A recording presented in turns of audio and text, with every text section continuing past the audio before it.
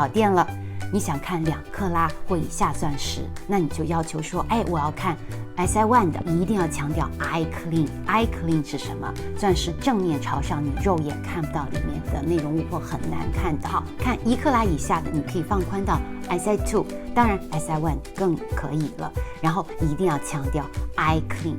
所以为什么要正面朝上呢？因为你钻石镶嵌起来戴的时候，它都是正面朝上的。所以正面朝上看起来 eye clean 就可以了。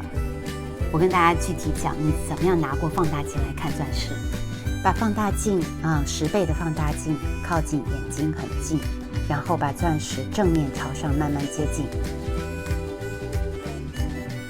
看，稍微转动一下，看到里面，然后在底面朝上，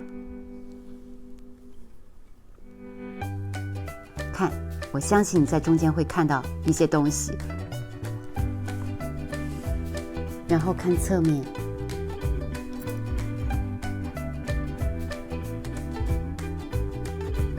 好，10倍放大镜下看完了，然后把放大镜挪走，继续用肉眼再感觉一下钻石的正面，看你是不是对 SI1、SI2 还算满意，否则的话可以考虑等级更高一点。